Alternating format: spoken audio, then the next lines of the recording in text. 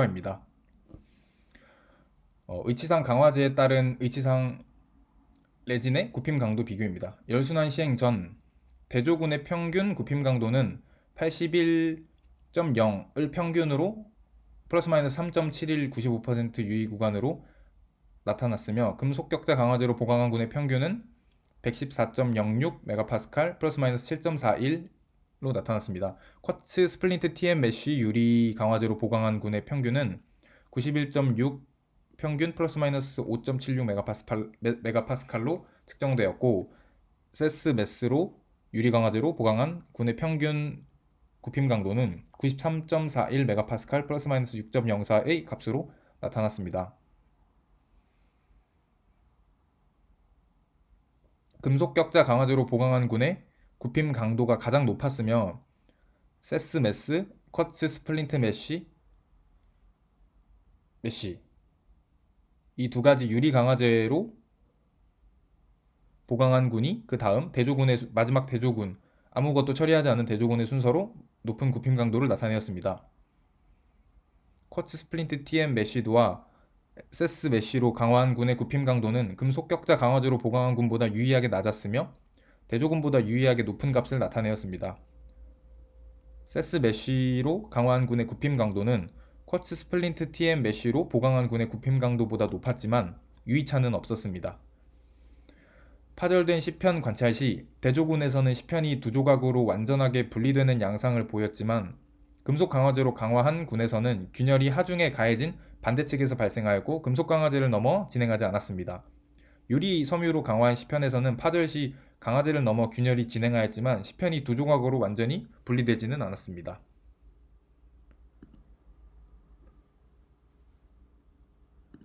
다음은 열순환 시행 후입니다.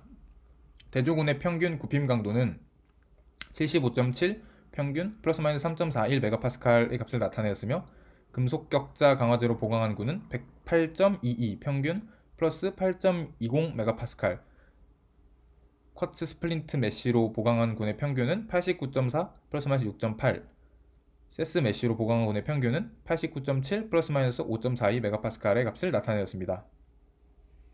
금속 격자 강화제로 보강한 군의 굽힘 강도가 역시 가장 높았으며 세스 메쉬, 쿼츠 스플린트 TM 메쉬 대조군의 순서로 높은 굽힘 강도를 나타내었습니다. 쿼츠 스플린트 TM 메쉬와 세스 메쉬로 강화한 군의 굽힘 강도는 금속 격자 강화제로 보강한 군의 굽힘 강도보다 유의하게 낮았으며 대조군보다 유의하게 높은 값을 보였습니다. 세스 메쉬로 강화한 군의 굽힘 강도는 쿼츠 스플린트 TM 메쉬로 보강한 군의 굽힘 강도보다 높았지만 유의차는 없었습니다. 파절된 시편 관찰 시 대조군에서는 시편이 두 조각으로 완전히 분리됐지만 금속 강화제로 강화한 군에서는 균열이 하중에 가해진 반대측에서 발생하였고 금속 강화제를 넘어 진행하지 않았습니다. 유리 섬유로 강화한 시편에서는 파절 시 강화제를 넘어 균열이 진행하였지만 시편이 역시 두 조각으로 완전하게 분리되지는 않았습니다. 역시 실험 결과를 표로 정리한 것입니다. 표로 정리해서 훨씬 깔끔하게 볼 수 있었는데요.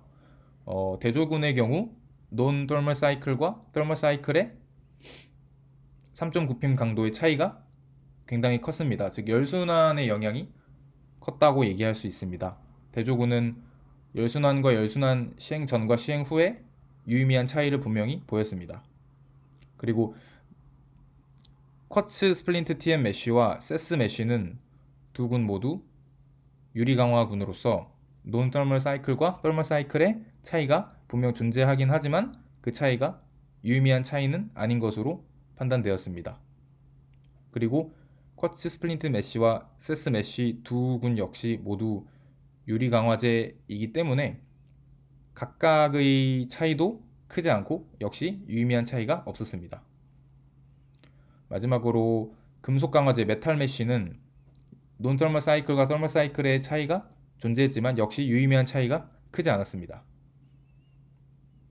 그리고 열순환 시행 전이나 후 변함없이 금속 강화제의 굽힘 강도가 가장 높았으며 그 다음이 유리 강화제, 그 다음이 대조군이었습니다.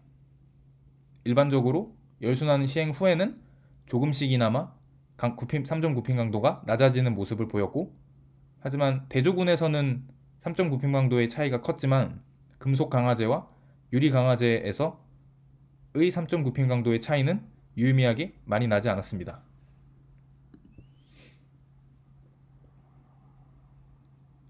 실험 결과입니다. 대조군의 평균 구핍 강도는 열순환을 시행하지 않은 경우는 81.05 플러스 마이너스 3.71 메가파스칼, 열순환을 시행한 경우 75.70 플러스 마이너스 3.41 메가파스칼의 값을 나타내었으며, 금속 격자 강화제로 보강한 군은 114.06 플러스 마이너스 7.41, 108.22 플러스 마이너스 8.20 메가파스칼의 값을 나타내었습니다.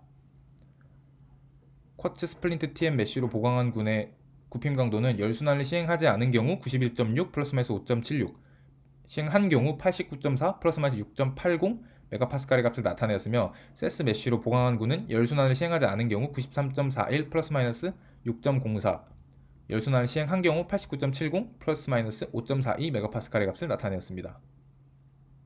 강화제를 사용하지 않은 대조군, 금속 격자 강화제로 강화한 군, 쿼츠 스플린트 TM 메쉬로 강화한 군, 세스 메쉬로 강화한 군 모두 열순환을 시행한 경우 시행하지 않은 경우에 비해 낮은 구핍 강도를 나타내었으나, 대조군, 아무 처리도 하지 않은 대조군에서만 유의미한 차이를 보였습니다. 나머지 강화제의 경우 유의미한 차이가 존재하지 않았습니다. 위 그래프는 열순환 시행 전과 시행 후의 차이를 시각적으로 보여주는 그래프입니다. 모두 열순환 시행 후가 조금이나마 구핍 강도가 낮은 것을 알 수 있지만, 대조군에서만 유의미한 차이가 발생했고 나머지 군에서는 유의미한 차이가 발생하지 않았다고 할 수 있습니다.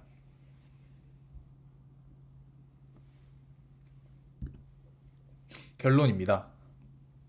첫 번째, 열순환을 시행하지 않은 경우 세스 메쉬와 쿼츠 스플린트 TM 메쉬로 보강한 군은 대조군보다 유의하게 높은 구핍 강도를 보였고, 금속 격자 강화제로 보강한 군보다는 유의하게 낮은 구핍 강도를 보였습니다. 세스 메쉬로 강화한 시편은 쿼츠 스플린트 TM 메쉬로 강화한 시편보다 높은 구핍 강도를 나타내었지만 유의차는 없었습니다. 즉, 금속 강화제가 가장 큰 구핍 강도를, 그 이후로 유리 강화제, 대조군 순이었고, 유리 강화제의 서로 다른 두 재료는 차이가 있었지만 유의미한 차이는 아니었습니다. 두 번째, 열순환을 시행한 경우에도 세스 메쉬와 쿼츠 스플린트 TM 메쉬로 보강한 군은 대조군보다 유의하게 높은 구핍 강도를 보였고, 금속 격자 강화제로 보강한 군보다 유의하게 낮은 구핍 강도를 보였습니다. 역시 세스 메쉬로 강화한 시편은 쿼츠 스플린트 TM 메쉬로 강화한 시편보다 높은 구핍 강도를 나타내었지만 유의 차이는 없었습니다. 열순환을 시행한 경우도 역시 금속이 가장 구핍 강도가 크고 유리, 그 다음에 대조군 순이었고, 유리의 두 재료는 역시 차이가 있지만 유의미한 차이는 없었습니다. 세 번째, 대조군에서 열순환을 시행한 경우 시행하지 않은 경우에 비해 유의하게 낮은 구핍 강도를 나타내었습니다. 금속 격자 강화제 쿼츠 스플린트 TM 메쉬와 세스 메쉬로 강화한 군에서 열순환을 시행한 경우 시행하지 않은 경우에 비해 더 낮은 구핍 강도를 보였지만 유의차는 없었습니다. 즉, 금속 격자 강화제나 유리 강화제로 보강을 한 경우에는 열순환이 존재하더라도 그 구핍 강도가 많이 낮아지지 않았습니다. 이상의 연구 결과를 통해 유리 섬유 의치상 강화제인 쿼츠 스플린트 TM 메쉬와 세스 메쉬는 의치상 강화 효과가 있는 것으로 사례됩니다. 또한 열순환은 PMMA 레진의 강도에 영향을 미치지만 강화제를 사용하는 경우 의치상의 강도에 유의미한 영향을 미치지 않는다고 생각되었습니다. 섬유를 의치상 내에 적절히 위치시키는 방법의 개발과 의치상 강화제의 효과에 영향을 주는 요소들에 대한 더 많은 연구가 이뤄진다면 임상적으로 매우 유용하게 사용될 수 있을 것으로 사료된다고 나와 있습니다. 이상으로 발표를 마치겠습니다.